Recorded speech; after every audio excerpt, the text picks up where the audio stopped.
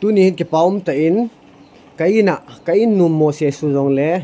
milun hang mi to aloi ho hungin aloi ho hei ken YouTube ai mu sange nu ni jong le aman hi introduction in bol nan tin na. Hello guys, welcome to USB Media channel na. Mori ai hin lam kalang kong ji hin i ho ai ke sa he bin milun he ke ni kanau ta bong hin na project kha jong nei bin cheu chi thuang chon sei di hin film shooting chule ama sa penin Moria welcome mi bolovin na tu hin now min lunin aloi te ho introduction to ipiham angai tu ho in se piole phante pi tu te cái thu vang cho ha sẽ đầu tin na ni he na vin to he nào bên tin son bay sẽ vang này sa ko mam pa he le ama hi puchunga dinga project adinga the main man director pa hi na mi ne sang hom ki ba hin tu nai cha chun lockdown virus na tu khai na manzo chen ran bolen tu azil na ho na ama hi Bollywood mo ya na delhi a khu editing lampang VFX zile hi na ai langa dinga chu ama banga zili ding kata san pun kum khat wala zile tan to ang online azil na hi na ama hi to hi in langa hunga boin gam boys a hi in langa pa online na zau tho hi ke ni project in sei mai leng ama jong inam sunga ga dinga film lampanga nung ne hi ja chu keong kutima na ai jong ki pi na chu inam sunga entertainment lampang hi khan to sading ti hi ai ma nung ai ma tham burden khan na ai ja chu tho ko mitin e ho nam sunga hin e ho nam sung ke helwa zat dang nam dang hoi jong avet thading film quality nei ta khan na am loi pa en jong ken jong ka thip na hon ka bo thin mang cha kha ni bon te ka ti hona hi ichiwa dinga chu ke ni yong chapang chakre hona line ke ni bo sen ka zo han lo dinga hi na chi ja chu wi pi ho elwa na so pi le na ho ko ma am cha cha ki thu pi na chu ke ngai cha ma dinga hin ki thu pi na chu jing na line to hi akidama hi le next May sung mama hi project kan pat han dinga hin ti chu hi le ke ni chung changai tai na more zong hi ti thu a jong kal song na hi okay USB in zong ichang khara tho pi han ding ke ne omen sila ka panga pa hi le more ading a hi a very close friend of mine na Gideon hi la sa team ta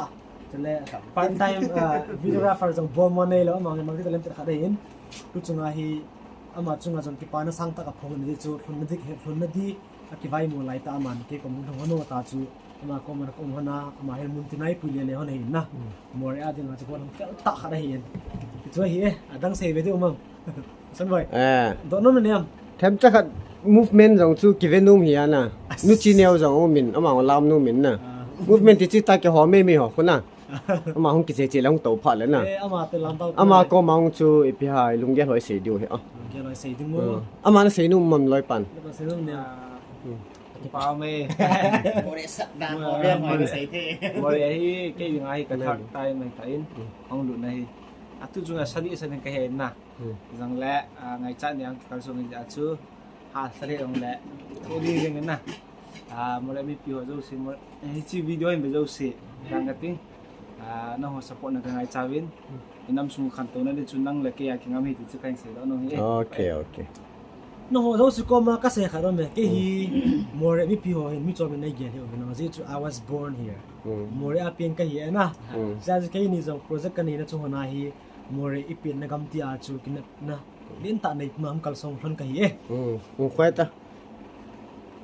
milun ke channel hi na ai lo le more alert hi YouTube velo hon jong a subscribe a hin na zau hin hang tha lo sin he du hin to chu na project hi lin ma nam pia di hin na nu le party ho jong min zo le more la da ka so de ja chu na nu le party he na din na pi namun na namin na thip na ipina bol mi hi hin sei pi o ka se tan more a pen ka hi na boilaya chu chulang hi ka nu le ka pa hang zama cha chu ka pen den kha hi ka pen den kha hi chu hin chule ke hi nule a khang dong chon tam jon he nan tin na chule nule pa hon wang hello mai thin ke hi entertainment lang ti tinga hele lassa hian lang lam hian lang film lam pangi jong le ka bol lo hi khat chaum pon chule ka thanuk na jong hi bo na ki bang su ke hi na i jong le nam sungu wa hi ken la sai ti la tamin chule acting ti la tamin na hi jong le alam hi koi ma kan he pon na hoi ta gun chu ta nam pia ding alam hi kan he pon ja chu ki khong ki gel ha lam be hin min her khat hing ka ting chu jong le inam sung ven lam lam pang hi ira samu chu lam lam pang ha sum borong he dia allo mi bola he jong le ilam va le ko hen hun na adi chu azil imlo jo hin na cha chu kyong khong ki gel ha lam hi ha focus kan bola to ang academy ka hongin chapang jong hi zali janga lang ka hilai tai more mi ong me cho more mi ong hung zao chona lam kalang zil ken ka mu ji chu ka hung ji more a lang ko ma hung zil khap bam kha ja I khat Michael hun het chuna Michael tu tham kan seo more mi pite het ding na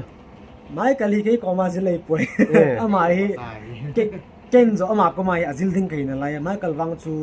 ama hi ai chu ele gen thei ta in langa parang ke lama hi na Michael he le gam danga 3-4 years ago chu gam danga ga uma gam danga ha zila hum ki zil tawa na ta a team sa e langa hung hi na ai to ama chu kiti theu ai ama chu le gam danga ka zil kiti chu ai sanga na state ding hi na ama hi ke academy ka bolta ka bolin ama in langa hunga chu ken jong in langa ama chu lam thiam rai a chicken ka ko phia na ka ko phia bai hitin keong lam ka bolin nang na thanom na khatnei ala chun ki tho ko mitin na nam sunga va hin lam ki ti ha promote khomai ta chu a ki tho pi ding o za ding zo a ka ko hi ki pa min tu ni milun hang mi to loi hon project na sata ni u hin hi chi video vezo sin jong elo le USB channel vezo sin jong amani project hi alo lin thena dingin ki thu pi thechan ki thu pi hutin ke ma ta nung kan ki thu pi ding hin male ka loi ka pai hong ka sei pi ding hin na hoita train hiya chule hoita experience actor elo le a train na jong su tu la sei dinga chu amani tup hi Bollywood elo le south lang film hot tabang be a khu hi cha lam dot simple ta hello ding na mi ve theding vanui ve theding chule nam pi kuki nam pi choi sang na ding ei tu hin mi yo sin support chi utin ki thu pi ne the a ki thu pi te a zo na ke na ke hong hin sakhat ham khat ka hong na lai na ka YouTube channel hi USB a mi te channel ka tin na hobby dana kana bol hin ane lakhat ka hi mi sang sagi sang ge hong hingu tan chi a hi ken phone ka bol me na advice ka de no ho pura subscriber million lang minlu ne di na nei sa hin na ipi khu bol leng ipi ho tabang to ka bol ho hin nang na sa kho be do le ipi bol be leng ong hoi che dem ti chu advice ne hot ka de USB hi ke ho hi YouTube ga bol mai jamin he re na USB fel dan nan chu YouTube lo hila jong more tol pi hi a hello lo he na le video diam more ke lo stan pura jong manipura jong em music he chu ama bang chu a hil ji ke ta he YouTube mang chalowa jong hitan ge a hi mi he hi thia le YouTube social media king of social em sunga de na na ki jong le ke ma ke hi tu lai ta hi YouTube hi piti ham ka tha hong si na ji chu dance class ki bola film ho ki bola le YouTube lang phat ka pe zo point na ji ja ka ha chai ka subscriber hi kal mo mong talo dan om tan na khat le video khat le ni ke upload ja hi khang ta point ji ja uson boy ko ma ken ga si num che le uson boy a ding a chu ha lo hita ai na hung ba ho mai ta ga abolong chu ama ding a chu content ai tai na ji ja chu ka se num che le uson boy hapta khat le hin na video alom pe na ni be upload guta tile na si maka alwa deng to jing bitu isu ke ma experience a ko na kan se mi ko mai subscribe pi din thap be se pio le chule uson boy hi nam pi na tong khat ai ka tino men na ji thil bolo za u se hi inam sung khan to na ding na bol hin media lang en choi sang da no na ji ja chun hi channel jong hi ama ko na hi tai ke holim na jang nei theo hi na ji a hi channel hi USB a meeting na ti lang na a meeting channel mo mga hi ani ji a chun a mi ke tha du ku ki ke ti zo si chun ang subscribe che hi tin khan to nan e kan khan to na lam mano jing hi tin ki pum khat jing hi te ame ka ki pa wale na pathin pathe na bo jing tawen no hon jong na kal sun na wa